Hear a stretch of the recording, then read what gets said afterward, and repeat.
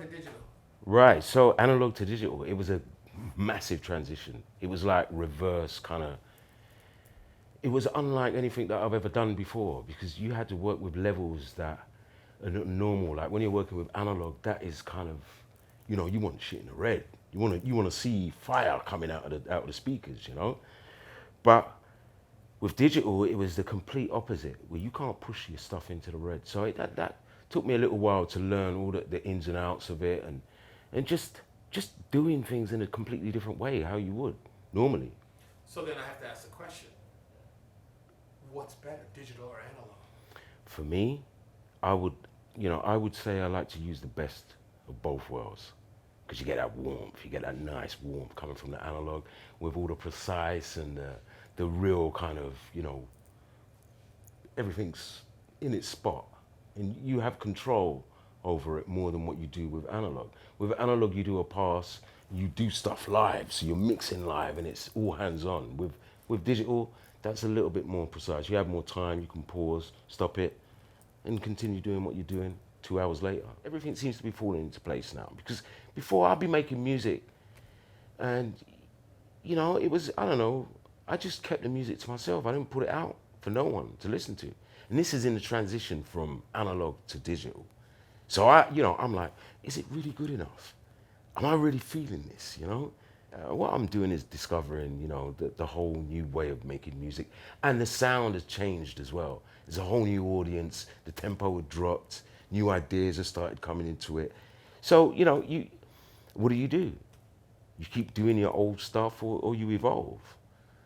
You evolve and you try and keep true to what you do, but also make it current, make it fresh for this new young audience. Is that what you've done?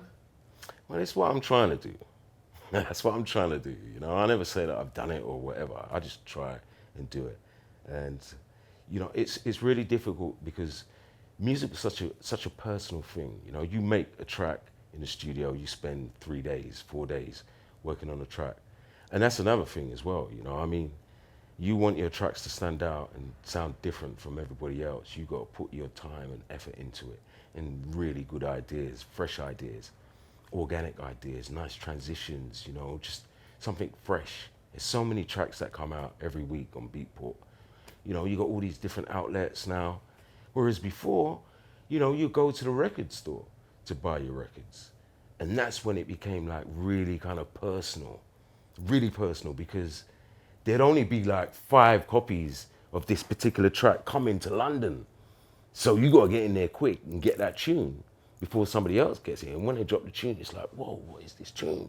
You want to know what this tune is, So it's all about being true to yourself and getting your point across and try and win the new audience as well at the same time, which is difficult. It's difficult because it's a different era now completely with so many different genres of music. What is it that you're playing? Are you playing techno? Are you playing jazz? Are you playing funk? Are you playing tech funk? Are you playing tech house? Are you playing hard house core tech funk? What the fuck are you playing? That's another thing. There's so many different genres, man. I can't even keep up with the genres. What I play is good music. I don't care where it's from, who made it. If it's good and I like it, I'll play it. Well, what does that mean, good? Where did you learn? How did you learn what good music is? It's all music is it's a personal thing. It's down to personal preference. I want to know your What story. what I like. I mean, where I'm coming from like funk and jazz.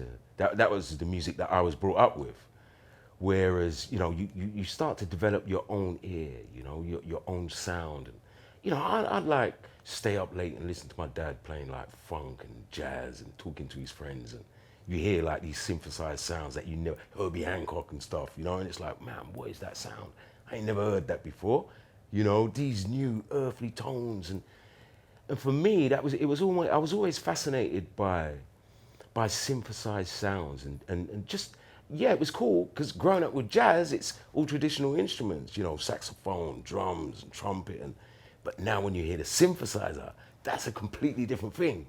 That is like, you never heard this. It's some alien sound. Yeah. And that you never heard before. when you said it, I just saw Herbie Hancock. I just saw Yeah, Headhunters. yeah, In my yeah. head when There said you it. go. And it's funny you should talk about that track because I sampled that. That was one of the first tracks, just as samplers came out. What track? Headhunter. It was I can't remember. It was the first track on the actual album.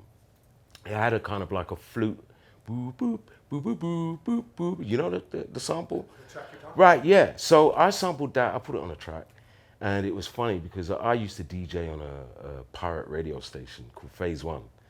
And the owner of the station called Mendoza, I was like, Mendoza, man, I got to get into the studio. I ain't having a studio at this time, and I didn't know how to operate no equipment in the studio at that time.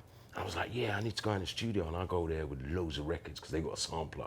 You know, you can take little bits from all different tracks and make your own and spread it across the keyboard and play your own shit. For me, that was like, wow. How old were you when you were doing that? I was like, I don't know, 17, 18. What year was that? Oh, we're talking early 80s there, 84, 85, maybe even before that. For me, music is all about sharing, man. You know, if you hear something that I've done, all the kids, you know, you hear something that I've done and you want to remix it and put your own flavor into it, you go ahead and do it. I built my career on that. You know, the first track that I ever done was the Sweet Dreams thing. And that, nobody commissioned me to do that. I just done it. And that's how you start your career, you know. That's the best way to get into music right now is pick a big track, you know, and rework, put your own energies into that shit. As in Sweet Dreams, as in the Eurythmics. Yeah, yeah. So what do? That's how you broke? Well, that was my first track, my very first track that I ever done. Yeah. So you just, in other words, you just did that unauthorized. You just took a track. Yeah, no one commissioned me to do it. I was in the studio. I had like 2 toy keyboards and 2 cassette tapes and 2 turntables and shitloads of records, and that was it.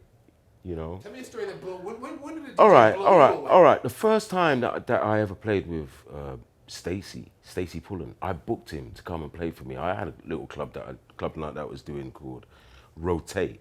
What year? This was back in 95. Where? Tell me.